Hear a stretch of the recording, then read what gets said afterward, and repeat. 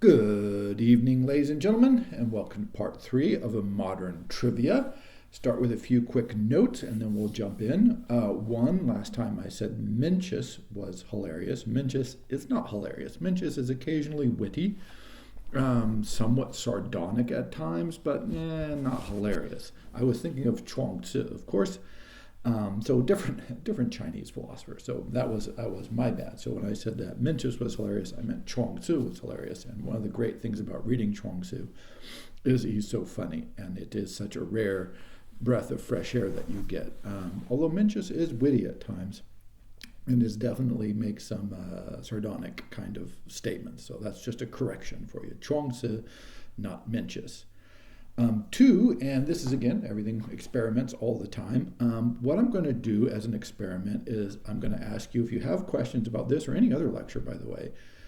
Feel free to just start putting questions in the comments below, and then a friend of mine is going to collect those questions, and then he's going to kind of play the part of the questioner, and we're going to record some question and answer sessions. I've often wondered what was the best way to address this, and this seems like it's a worthy experiment, so we're going to try and do this, and we'll see how it goes. So if you leave some questions, my friend will collect those, and then we'll record a question and answer session and try to clarify and explore some topics that are of particular interest to the listeners in more detail, and clarify things like I made a mistake, for instance, with Chuang Tzu versus Mencius or something like that. So we'll see how this goes. I think it is a worthy experiment, however. So please leave a question in the comments, and we'll see what happens. Okay. So I wanted to start again. Okay, what is the point of this education and thinking about Orwell's politics in the English language, as I mentioned before? And one of the examples that sprang up to me is this notion of making it impossible for us, not for traditional sorts of propaganda to make us think wrong things, or for advertisers to have us think wrong things. But to make it impossible for us to distinguish mutually exclusive. Like we just can't judge anymore, right? We just don't have the capacity to think. And a great example of this cropped up, former President Donald Trump running for office again, of course, and he's in court cases all the time. So he's got all these lawsuits and felonies posed against him. And he's consistently said over the years, bragging about how much rich he is, how much money he is, how wealthy that he is. He's done that for years and years. But in court affidavits just a few months ago, he said that he has way in excess of $400 million in cash. This is an affidavit, so this is not just public bragging, but legal documents saying he has vastly more than $400 million in cash and that he's making more all the time. And then he recently had a court judgment against him, and he's supposed to post in excess of $400 million in bonds. And he claimed that he cannot get the money, and that is a hardship to get the money because, of course, no one has $400 million in cash. Now, again, these are official court filings. So it would be easy to dismiss this and just go, oh, he's a liar, or he's misrepresenting, or he's just saying whatever is convenient to him, which is, of course, partially the truth. But it's the pattern that our current society, our media, our reception, this somehow does not preclude us from going. The media didn't immediately say, well, like these are completely incoherent, self-contradictory lies that are being deployed, right? Somehow this just didn't resonate. No one thought it was that big of a deal. It wasn't huge headlines or front page news or anything like this, because we've gotten so used to the continual presentation of inaccurate, false, misleading information or data or arguments that we now sort of accept it as normal, that this is what is supposed to go on. That it's like, oh, well, of course they're doing this. And that is the magic of where we got evil magic, black magic, if you will, of where our society has arrived. And it's easy to pick on Trump. Of course, politicians are always an easy target for this, hence Politics in the English Language by Orwell. But the example I like to use, and I've used in class for years, in talking about logic, and that, of course, the subject of today's topic is logic, is I was listening to the radio years ago when this finally dawned on me. This maybe 25 years ago when it finally really dawned on me what a sort of unpleasant place we found ourselves. And it was an argument on National Public Radio, so theoretically this open, liberal, progressive, thoughtful debate show was on. And it was about drilling in the Arctic National Wildlife Reserve. Now, this is a very large national wildlife reserve, and there's some oil apparently on the coast of this. And of course, the oil companies would like to drill there because they get the oil very cheaply, and the environmental movement do not want them to drill there because it messes up the environment. Fair enough. So in the debate, the environmental people were like, look, if they drill here, they're going to destroy one of the last natural environments on the planet, and this will have this massive destruction and will, completely upset the reserve, and, all the animals will die. And this was just very like, this is going to destroy the Arctic National Wildlife Reserve. The oil guy, or the person who was representing the oil position, got on and said, no, like, maybe there'll be some damage, of course, but the economic impact will be it'll free America from dependence on foreign oil. It will lower the cost of oil in the United States, reduce, it'll make it cheaper at the gas pump when you go. And he made this sort of economic argument. Of course, both parties here are lying. These are both lies. They're misleading us grotesquely. So for the environmental group, the exaggeration was extreme because the Arctic National Wildlife Reserve is something like 13,000 square miles, which is about 36,000 square kilometers. And there was a area where they wanted to drill was apparently about 5 square miles. Now you're going to have to build a road in there, so there's going to be more disruption than that. But if they drilled the oil and pumped it into the reserve and just spread that oil everywhere, like they didn't try to take it out, they just literally pumped it onto the land and they could have despoiled and messed up the habitat of a tiny percentage. If they were really aggressive about this, doing their best job to destroy the place, they could have destroyed, which is not saying this is a good thing, but it would have damaged this very tiny area of the National Wildlife Reserve. So this incredibly exaggerated claim about the amount of damage that would have been done to the reserve, was simply misleading. It was simply a lie.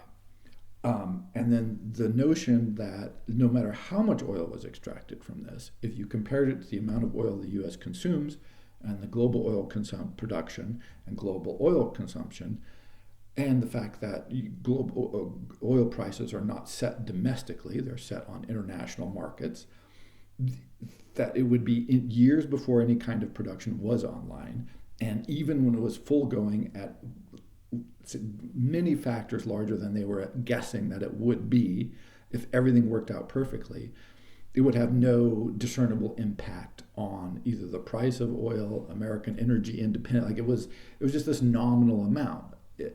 So the oil company person was lying and misrepresenting the position, and the environmental person was lying and misrepresenting the position. And so listening to this debate, and this is when the light went on in my mind, which is why I remember this so clearly, I'm like, oh, this is not helpful in any way. Because if you listen to two misleading people argue about something, all you're getting is the sophistry. You're getting misled.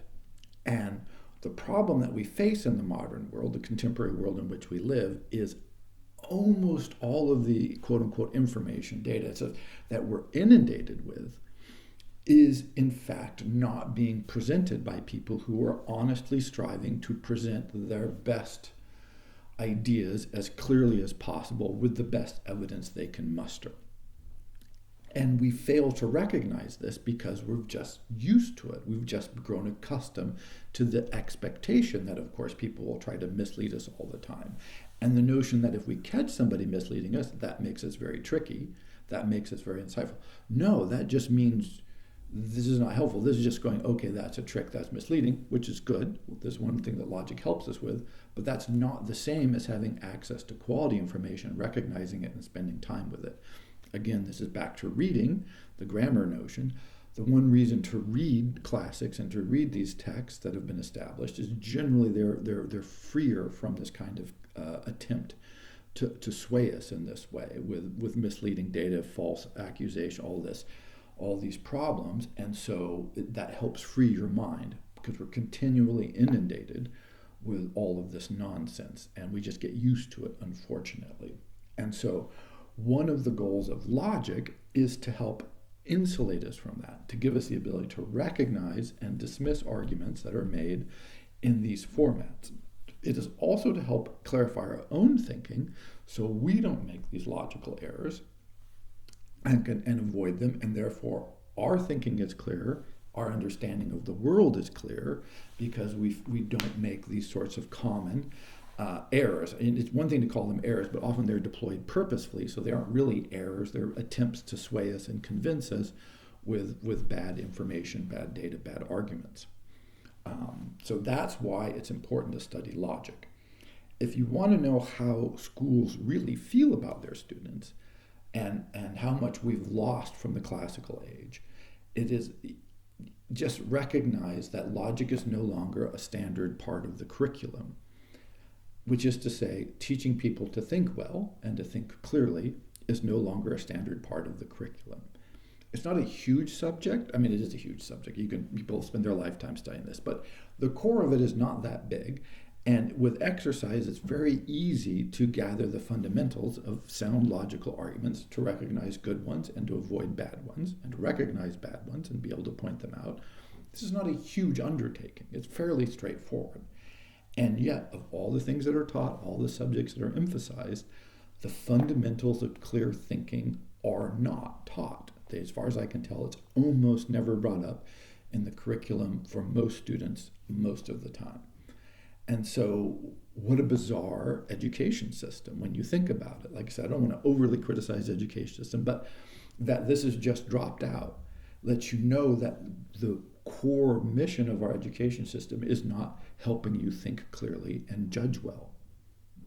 Just because if you said, oh, what we want to do is help our students think clearly and judge well, you'd go, well, you know what? Logic and use of evidence, that would be one of your first subjects. Like, this is not confusing. This is not a difficult thing to work out, some subtle grasp.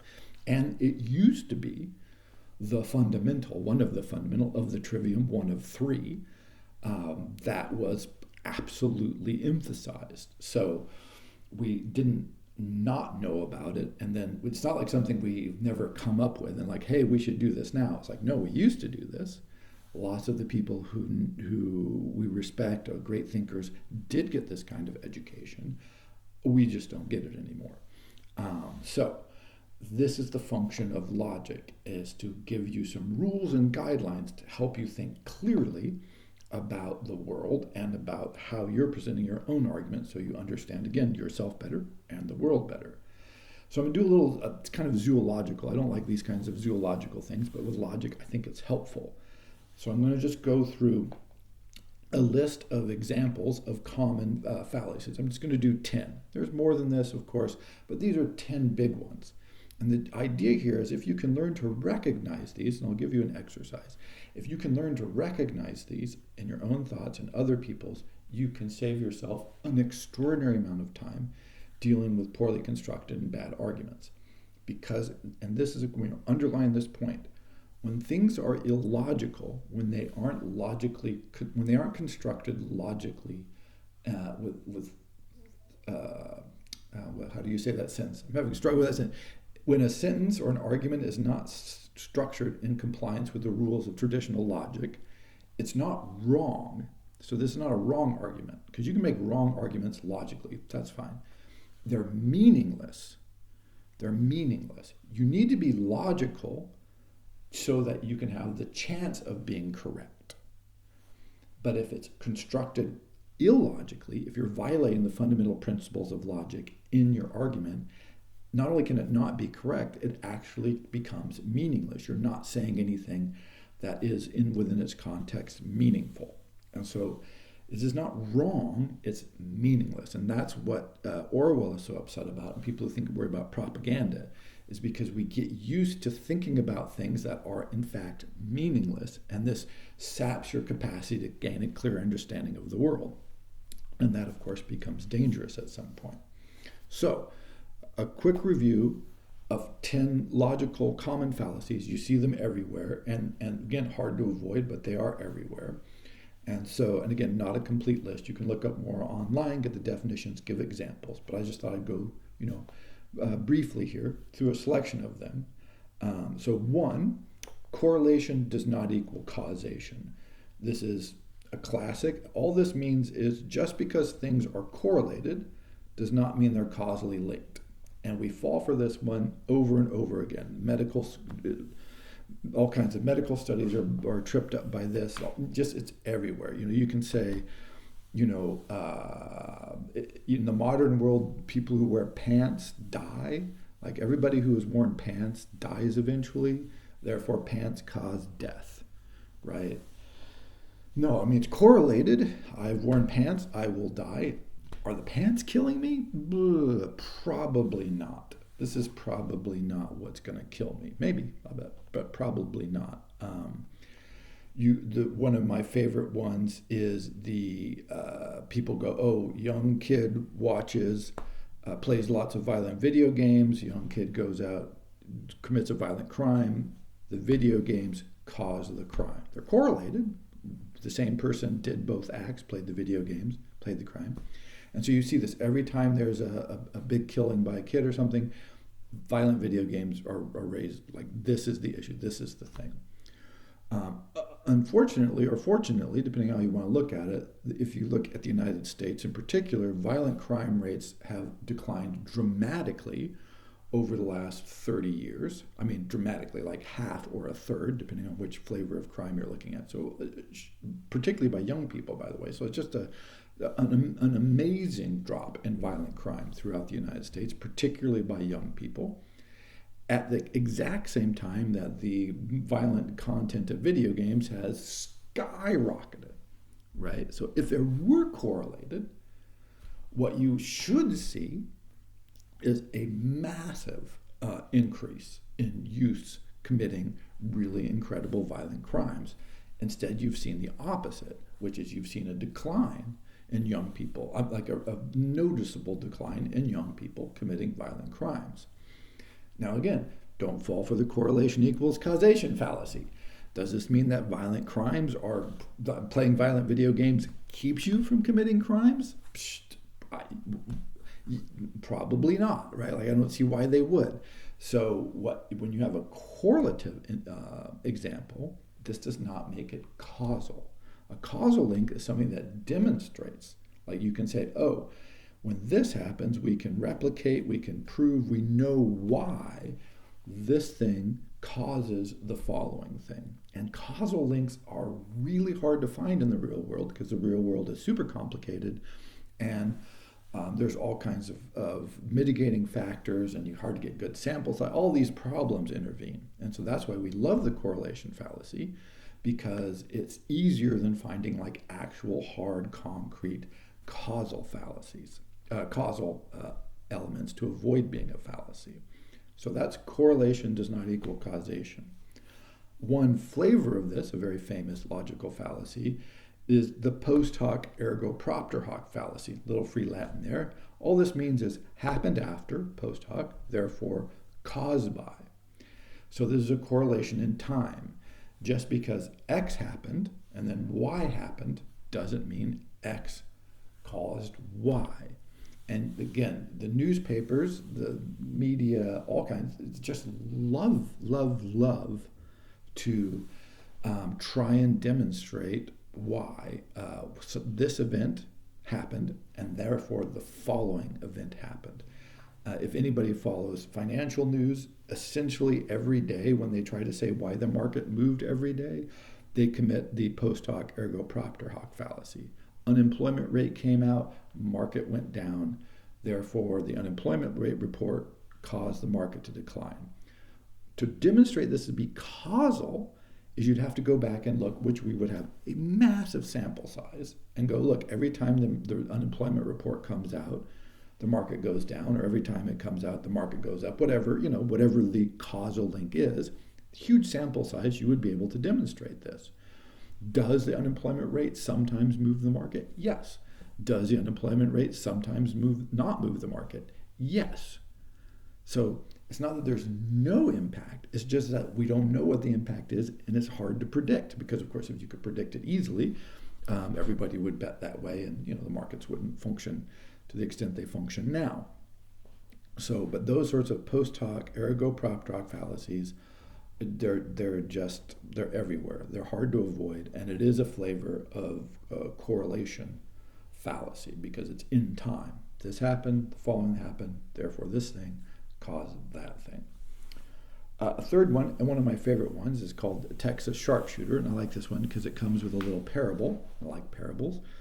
And it's called the Texas Sharpshooter fallacy. And this guy, he's a salesman, and he's working in rural Texas. He sells insurance.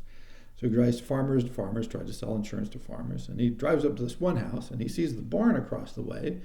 And there's a target, and in the middle of the target, 3 bullet holes. And he's like, wow, that somebody who lives here is a really good shot. Like, that guy is a Texas sharpshooter, right? Like, wow, I'm going to talk to this guy. So he gets out of his car and he's bored and he goes and knocks, and the guy says, oh, I can help you. He's like, yeah, I'm supposed to be selling insurance, but what I'd really like to do, are you the guy that shot that target over there? And he's like, farmer says, oh yeah.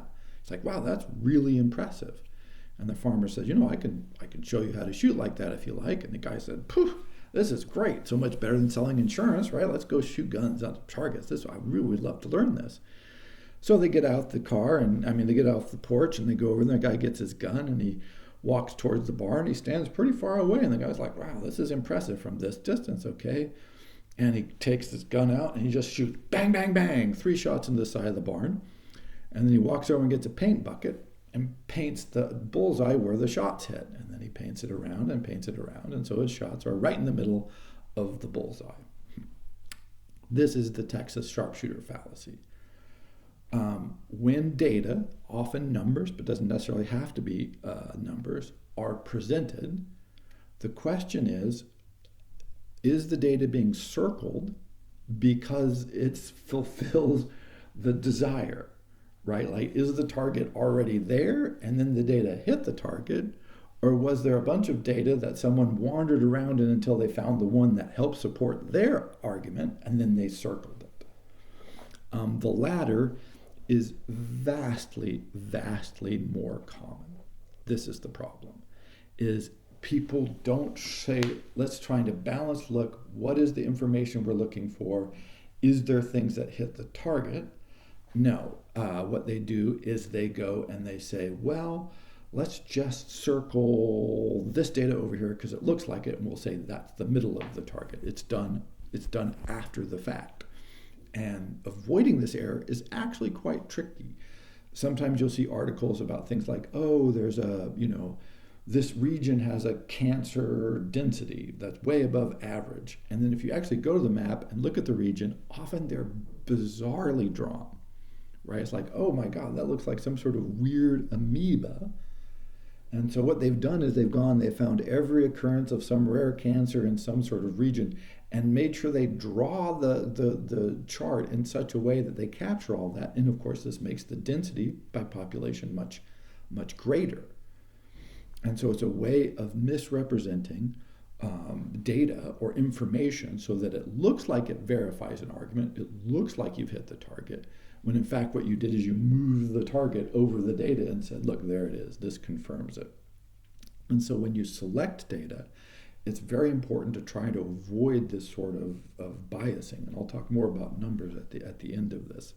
So that's the Texas Sharpshooter fallacy. So anytime you see data, you want to make sure that it is not being selected in this way. For instance, like, okay, unemployment's easy to pick on because it's, how it's exactly defined, all these things are problematic, but it's a continuing measure, right? It's like people, you've used it over many decades, and they change the rules sometimes, but basically it's been a moderately consistent idea over a long time. So it's not being retroactively selected to make some proof of argument. Slippery slope is another one that's classic.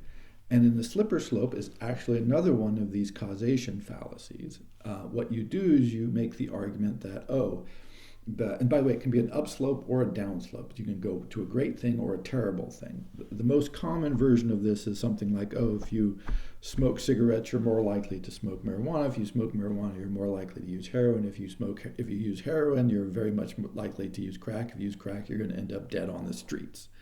Therefore, smoking cigarettes will cause you to be dead on the streets from crack.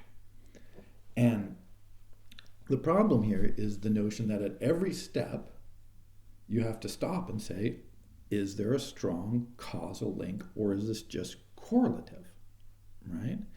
And so the way to challenge this or think about this is to go, oh, well, if are there people who smoke who don't die of crack? And it's like, yeah, there's a very large number of people who smoke who don't use crack. So this can't be perfect. There can't be a causal chain, right? Like, you could also say, are there people who use crack who don't smoke? Actually, it'd be interesting to see if you could find that data. What's the reverse? Does it work the other way? Another classic one that I like, because this is an upslope, it's an argument that's equally false, by the way, again, equally meaningless, is this is what we tell students in school. You've heard some version of this, I'm sure, is if you, do well in school, you get good grades. If you get good grades, you'll get put in the good classes. If you're in the good classes, you'll have a good report card and good,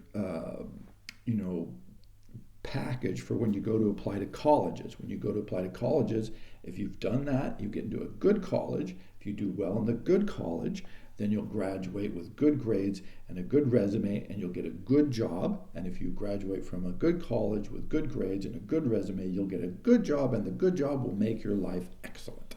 So if you work hard when you're young, elementary and high school, then you'll do well in college, and then you'll get this great job, and then life will be great. Now, the implication, of course, is that if you don't do any of these steps, then your life will be crap. So it's both an up and down slope in this case. If this is a lie, obviously, this is just an obvious lie when it's spelled out this way. This is simply a series of correlations, causations, just fallacies, one after the other. Can you do poorly in school, do poorly in high school, go to a crap college, get a good job, and have a wonderful life? Absolutely. Can you do great in school, do great in high school, decide not to go to college, get a sketchy job, and have a great life? Absolutely. Can you do everything right, get a 4.0, go to the best schools, graduate from the best schools, and get a job and hate your life? This is the Google example I was using before. These are the people who bought this slippery slope fallacy, modeled their life on it, achieved what they were supposed to, looked around them, were like, hey, wait a second, this is not true, right? The suspicion is starting to leak in, like, hey, I'm sure I fulfilled my part of the bargain, but the bargain is not there. It's like, the bargain's not there because it's a fallacy. It's actually meaningless. And when you think about it in these terms, it's perfectly clear that this doesn't work. This is not a functional argument. It just doesn't make sense. Like, we know that at every step you can choose different means and different metrics, and what makes a good life is highly variable. What determines what is a good school is highly variable. What kind of thing determines doing well or poorly? That's highly variable, right? All these things, life changes. What was good for a while might not be good after a while. So, yeah, this is this narrative in this case, and we love narratives, by the way, of a slippery slope. The grand example of this from the history, or one grand example of this, was the notion of the domino effect. And this was the idea that if the communists were able to take Vietnam, then they would move from Vietnam to the Philippines. They took the Philippines, pretty soon they'd be in Hawaii. If they're in Hawaii, the next thing you know, the America is going to be overrun with communists. So we have to fight the Vietnam War to prevent this slippery slope from happening where all of the Western world succumbs to communism. And so these sorts of errors in reasoning and these sorts of meaningless claims can have, rather profound impacts. So we need to learn to identify them. So slippery slope.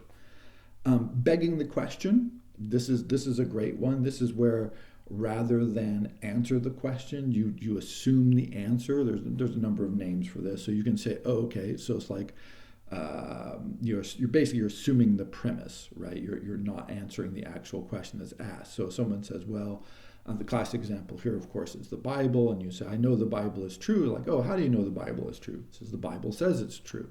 It's like, but that was the question, right? The question is, just because something says it's true doesn't make it true. So you're assuming that what you're supposed to be demonstrating. This is begging the question. This happens, all kinds of ways, all kinds of times, and it is this notion of, instead of proving what's being questioned, we simply switch the ground. It's a kind of you switch the ground and you say, no, I'm just going to assume that what I've said is accurate, and when questioned, I'll just give another version of the same claim. America is the greatest country in the world. Okay, why do you think it's the greatest country in the world? Because it is by far just the most wonderful, freest country ever world, and we have liberty and freedom, and therefore we're the best country. It's like, okay, well, this is, you can actually argue it is the best country, but you need criteria, you need to have data, you need to have a logically coherent structure that would allow you to determine what are the characteristics of a great country, how would we know one when we saw one, these sorts of things. But generally what people do is they simply repeat and reiterate in a different form the question they're supposed to be answering. And so this is a common one. 6, this is number 6 of 10, hasty generalization. Now this is again common, where a single data point is used, or a single example or a single experience is used to extrapolate a general case.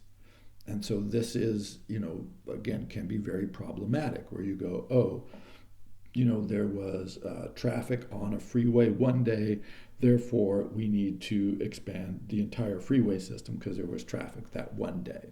Maybe there was an accident, maybe this was, something else was going, maybe they're working on the freeway, that's why there was the traffic jam.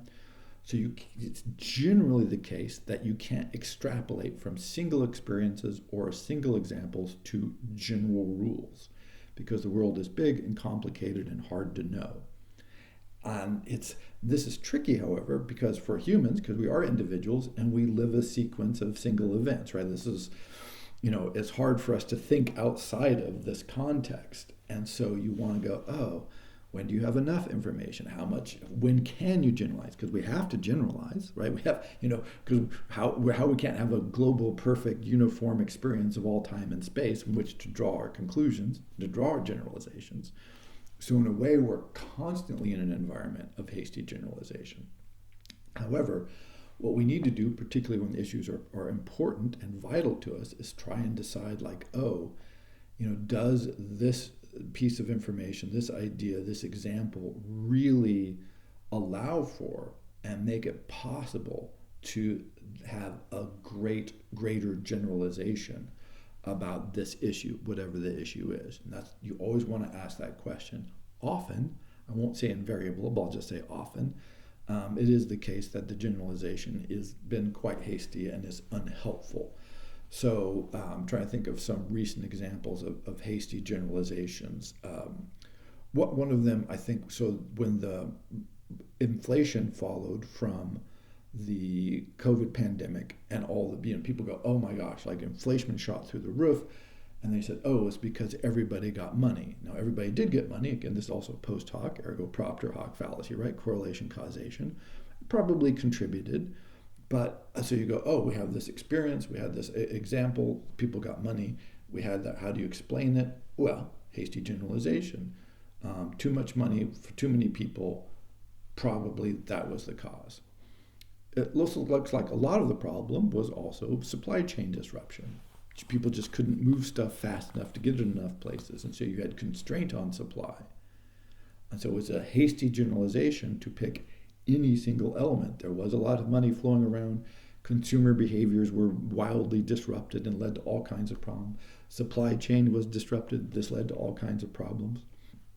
Picking any single one of those, generally it was the money that people jumped on, was simply inaccurate, a misrepresentation, a vastly too hasty generalization, because other things were at work. It wasn't a unicausal thing. So, also, all kinds of racism and whatnot are also, some illegal immigrant comes to the United States and kills somebody, and then people say, okay, all illegal immigrants are in America about to kill somebody. If this were the case, of course, the murder rate would be really phenomenally high in the United States, because there's a lot of immigrants and a lot of illegal immigrants. So, but that kind of generalization makes it easy to demonize, etc., and to attack people. So, hasty generalization. False dichotomy, one of my favorites because this happens all the time. And it's an easy one to spot, false dichotomy, which is simply to say there's two choices, either A or B. Often then what you do is you make one of those choices look really good and one look really bad. Eddie Izzard, a hilarious comedian one time, had sort of satirized this as cake or death, right? You want cake or death? I only have two choices. That would be the false dichotomy. Well, I think I'll take cake. So this is what you want. So it's like, do you want to reform, say, immigration policy and lock out all of everybody from entering the United States, or do you want to be murdered in your sleep? Right? Wow, let's think about that. Do I want to be murdered in my sleep? Or, let's do that other one, right? Because murdered in my sleep, that doesn't sound very good. But anytime you're given two choices, you're almost certainly, not certainly, but almost certainly in a situation of a false dichotomy. There are many, it's a complex, subtle world. Usually there's more than two choices and more than two possible outcomes. And so anytime you're presented with this, you want to stop and go, can I think of a third possibility? Are there other outcomes? Are there other approaches? And if you can think of even one more, then you know you've been presented with a meaningless and generally purposefully misleading selection to choose from. By the way, this is also part of what's going on with the slippery slope. It's kind of a series of false dichotomies. If you do this, you go to school, you either study hard and do well, or you don't and you flunk, right? And so life is hell. Study hard might be good. If you flunk, well, life is going to be terrible. Okay, next step, right? Every step you get these like sort of notion, either you defeat communism or it's going to do the next thing. And if you don't defeat it there, then we're all going to be communists. So we better fight it back there. So slippery slope is in some ways a series of false dichotomies as it's often presented. So yeah, so many debates are incorrectly framed as as a binary choice, when in fact, not invariably, sometimes you do have a binary choice, but often, most overwhelming amount of the time, there's many other possibilities, much nuance that can be explored and should be, and hence giving you just two choices is a way of framing your mind and narrowing down your capacity to think about a particular subject. By the way, one reason I hate multiple choice tests is it's a false dichotomy with four versions, A, B, C, and D, as opposed to just A or B. And so what you're kind of doing there is pre-framing the possibility of answers and saying, one is correct, three are wrong, pick the one right one. Right, and so it's very close. It's a close cousin of the false dichotomy. Rather than saying, there could be a lot of meaningful ways to respond to this question. Why don't you, explore one or two of them and see what happens? False analogy. This is one where you take, again, it's like a hasty generalization, except for you use it with an analogy, where you say, oh, okay, I always use it with my students. I always said, students are like nails. They only work well when you hit them on the head. So this is a hilarious one. And you go, right, so are students really meaningfully like nails? Now, analogies can be very helpful, particularly when you're doing history, as you're like trying to say, okay, is this thing like this other thing? So continuously, people say, oh, we're like the U.S. is like the Roman Empire, or Europe is like the Roman Empire. It's it had its glory day and now it's declining because of this, because of immorality or the budget deficits or whatever. And so you go, okay, that's an analogy. We are like the Roman Empire. And then you can stop and ask yourself, is it meaningfully true in this environment or in this context that the U.S. or Europe or Great Britain or China is like the Roman Empire? Generally speaking, the answer is nope, not at all. Like if you look at the Roman Empire and you look at the modern world, you go, you know what? Yeah, no, not so much. Nope, not a lot of. Not that you can't draw useful analogies and ideas and insights from classical texts in the classical world. You can. That's why it's so valuable to study it. But you just got to be really careful where the analogies come from and how quickly they're generalized, again, as an error of hasty generalization. It's very common. It's like, is the current world really, really a lot like the ancient world when it comes to the way the political systems operate? In some ways they are, which is why the issues of rhetoric and logic still applies. In a lot of ways they're not. So with the analogies, you always have to be careful.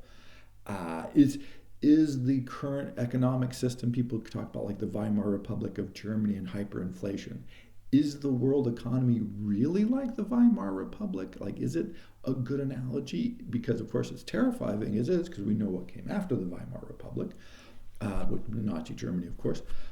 Or is that really an unhelpful analogy? And so whenever you are presented with an analogy, just like with a false dichotomy or other generalizations, you need to stop and go, oh, is this really a helpful analogy? If you think about it and you go, yeah, I think it is, that's great. Then you can draw some conclusions. If not, yeah, you go, well, it's meaningless. Now, students really aren't that much like nails.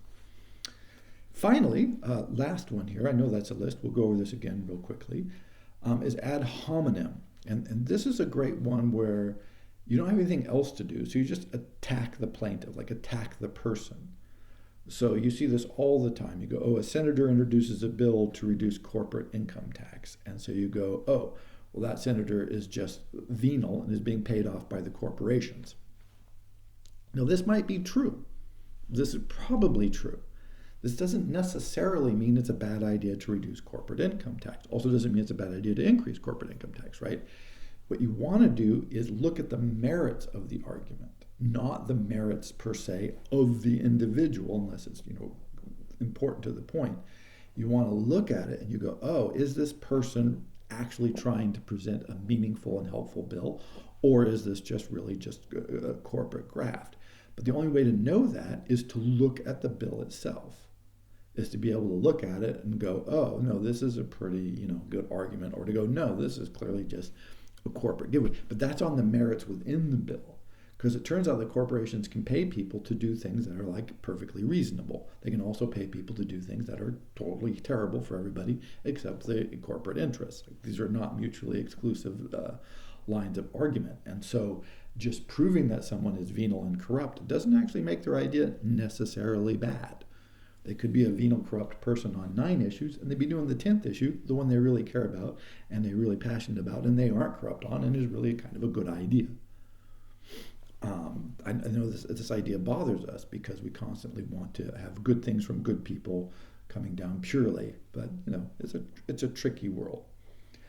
So that was a quick list. I'll enumerate those again. It's very easy. Correlation does not equal causation. Just because two things are correlated doesn't mean they're causally linked. Post hoc ergo propter hoc, happens after, therefore caused by. Just because something happens after something else doesn't mean it was caused by this. By the way, another example of this, there's a horrible cologne called Axe, I believe, that was, when I was younger, was marketed to young people, and it was for a long time, maybe it still is. And what the marketers worked out was that when young men first go dating, their chances of having sexual success goes way up, right? If you aren't dating, the chances of having starting to have sex is very low. If you start to date, your chances of having sex go way up, of course. This is meaningfully clear. And what they worked out is if they could convince young men to use it right when they were starting to date, so you want the youngest possible guys who are it, and build in their mind this notion that Axe was causing them to be sexually successful, then you have this correlation equals causation fallacy, where they correlate causally that using Axe was making them successful with women. These advertisements were not subtle in any way. Spray it on, beautiful women attack you. So it seems hilarious, all that, but if you can get that causal link in people's minds, then the fallacy is there. Correlation does not equal causation. Post hoc, using Axe does not cause you to get successful with your dates. That's a propter hoc. Happens after, therefore caused by. Texas sharpshooter, circle the data that makes you look good. Slippery slope, this thing happens. Again, a kind of a linked correlation and fallacy, one after the other. Begging the question, you're supposed to answer the question. You assume that what you're saying is true when you reply to the question, so you just create this circle. Hasty generalization, moving too quickly on from an idea. from a single data point or a single experience. Burden of proof. I didn't actually talk about that. Burden of proof is when you're asked a question. Sorry about that. When you're asked a question, and then what you do is you try to make the other person prove it or prove the opposite. And you say, look, the best way to fight global warming is to, teach penguins to fish. I don't know what, they know how to fish. Teach penguins to do something. And you'd say, what? Why would that help? And you're like, you should show that, or you should prove that it wouldn't help. Often this is the case. So you can either try to make the other person prove what you're supposed to prove, or make them disprove that what you're claiming is not the case. And either way, in both directions, it shifts the burden to them. False dichotomy, anytime you're presented with two choices. False analogy, you compare something like, students are like nails, and then ad hominem, which is simply assault the person rather than respond to their questions. Another ad hominem I let my students love when I would point this out is I said, how many times did you ask a question that you actually were serious about and really wanted to learn and understand, and somebody said, well, you're too young to understand? And they will all say, yes, of course, we've all had experiences like this, or most of us have. And I say, yeah, that's an ad hominem. They aren't answering your question. They're attacking you. They're saying you can't. By the way, it's probably maybe could sometimes be true, but usually this is used as a dodge. You've asked an awkward question. I don't want to answer it, so I'll just say, well, you're too young. You're not ready for that. You don't understand, right? So it's a way of attacking the person rather than answering the question. And so as an assignment for you that might help lock these into your minds, I would suggest go around the world, look for some examples of these. If you just pick one or two or three of these that you like, that you think are interesting to you, just go look for them in the world. And when you start recognizing them, you realize how easy they are to find. I found I love to use Time Magazine for this because it's nothing but a collection of logical fallacies. And we'd play a game to say how many pages did we have to read before we could find, say 6 logical fallacies. And usually it was about 2 paragraphs or 3 paragraphs. It was amazingly dense logical fallacies. And you're like, wow. And then once you do this, you recognize how continuously we are inundated with really, really poor thinking or actually just meaningless claims. Because they're so logically flawed, they're absolutely meaningless. Now, again, so I really recommend this. If you actually wanted to, maybe find examples and post, you could post them in the comments. Actually, that might be interesting for people to see. Here's a post talk that I just found in the newspaper. Here's one I heard on the radio. Here's one I saw in advertising, right? All these that we're surrounded with. And on one hand, it's hilarious and sort of entertaining. On the other hand, you have to understand how disabling this is for our capacity to think about the world. And to start, when you start questioning this, and just like with grammar and reading, the notion is you have to slow down. You have to slow down. Part of when we're trained in school to do things quickly, it's another way of disabling our minds. Because you see a dichotomy and you have to stop and say, is this a false dichotomy? You see an analogy, you have to stop and go, is this actually a helpful analogy? You see a generalization and you have to go, man, is this a good generalization, a bad generalization, somewhere in between? Maybe I need to think more about this generalization. Is it more insightful than misleading? Which is generally the kinds of mixes that we face in the real world, right? Was this data just circled to make the person look good, like Texas sharpshooter? Or is this actually representative? And so when you start trying to do that, you just slow down. I mean, this is the problem. You just slow down. And for me, it's helpful in one way, is that because it helps me sort out all kinds of crap that I just don't spend any time with, because I'm just used to recognizing this and go, okay, I don't even bother with all kinds of these sources in most media now because it's just so useless. And again, one reason the classics are great in classical text, like even contemporary histories, maybe 50 years ago, great historian, great biography, or whatever. So I'm not talking like just the ancient world, but things that have been around a while and demonstrated and scholarly, and people have said, yeah, these are great.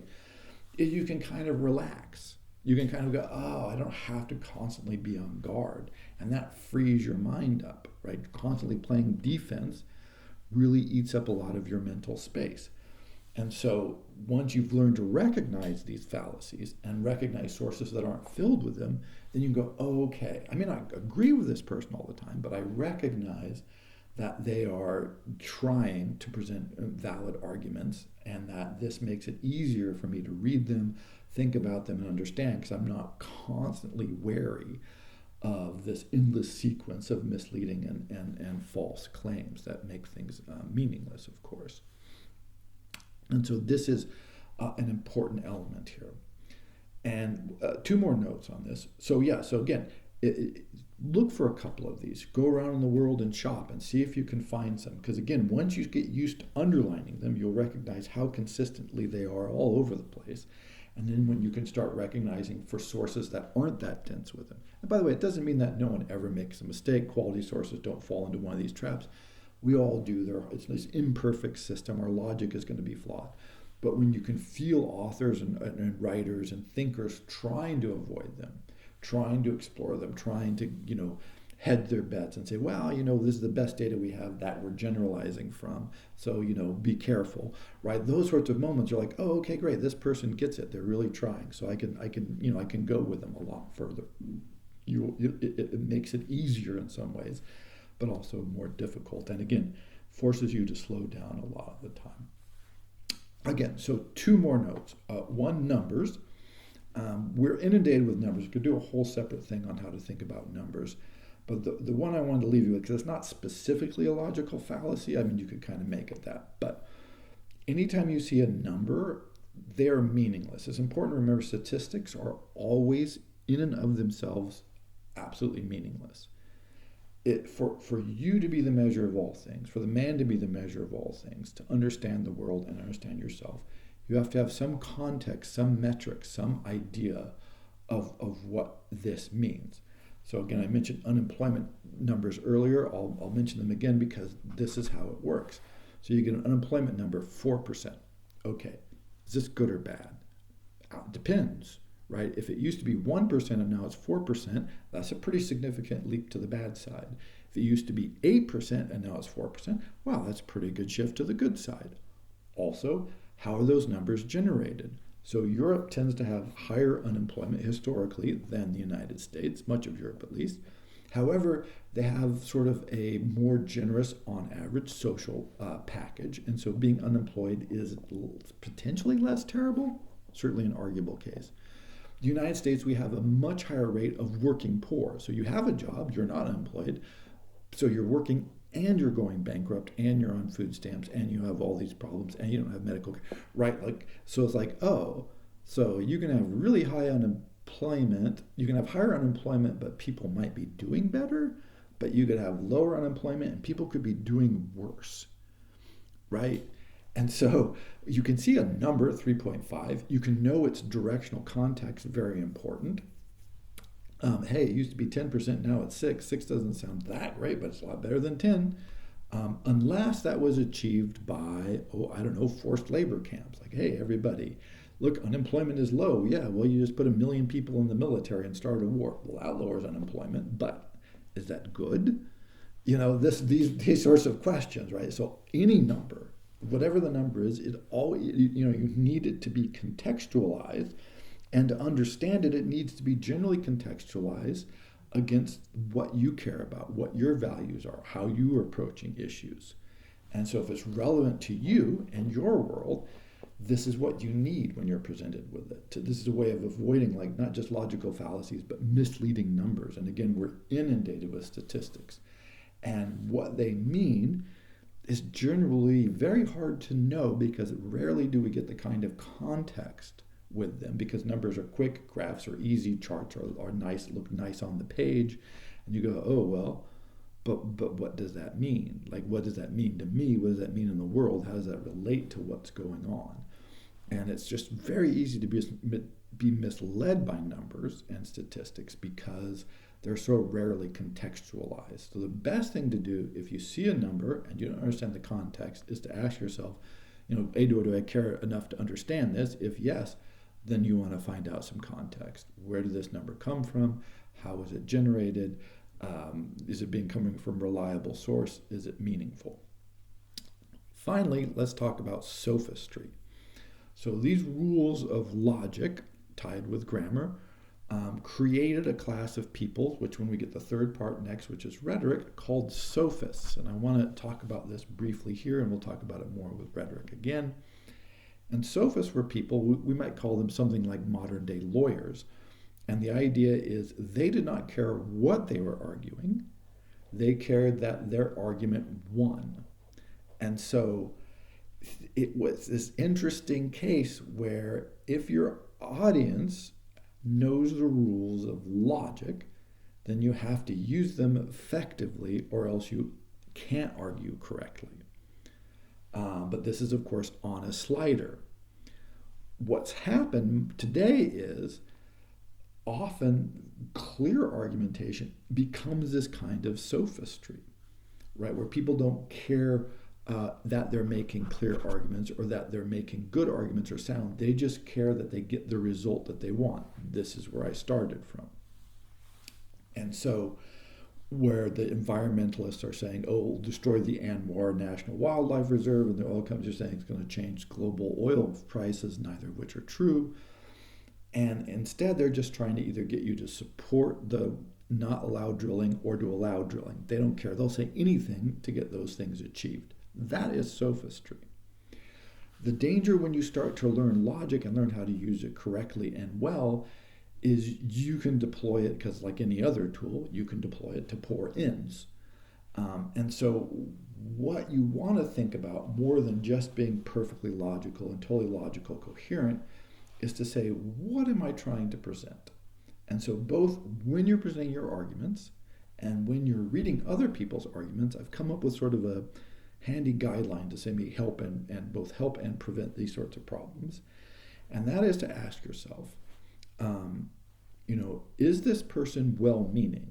I.e., also, am I well-meaning? If we're having a conversation and we're trying to discuss a subject and make headway, or we're writing a paper or something like this, am I really trying to arrive at a truth? Am I really trying to understand the situation? Am I really looking for what's underlying the truth in me or in the world?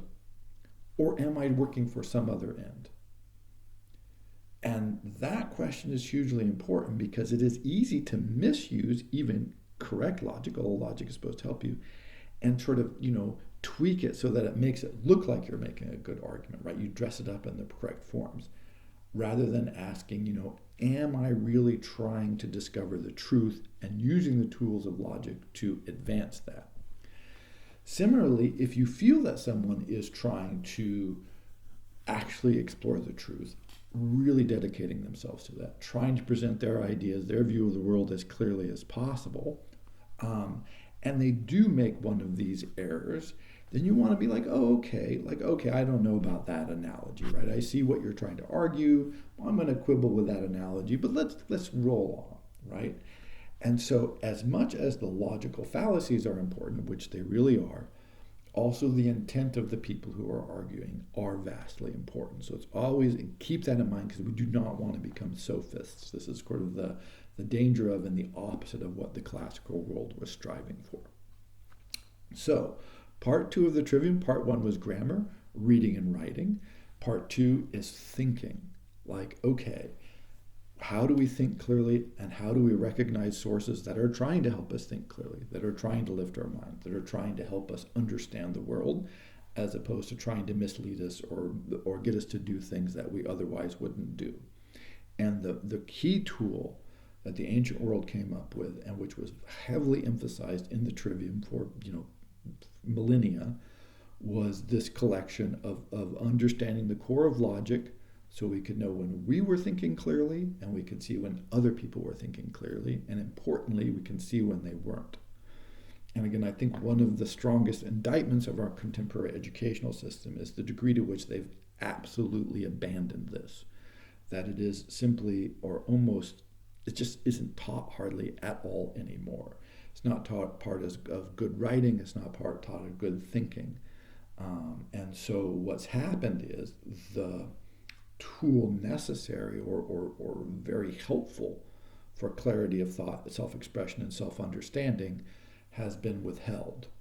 And that makes it really difficult. So if there's any single aspect of the Trivium that will set you apart and will really help you get more into the ancient mindset, it is probably this: understanding the logical fallacies, avoiding them in your own thought, recognizing them in others' thoughts, so you can choose to spend time with great thinkers who are really trying, as opposed to the crap that is mostly designed to mislead us in our daily lives. So, part 2 of the Trivium. Next time we'll do rhetoric. And again, if you have questions about this or the previous ones, please put them in the comments. We're going to collect some of those. And if you can find examples, throw those in there too. That would be hilarious and kind of interesting, because sometimes these are so entertaining to see these fallacies. So, Trivium Part 2, Logic.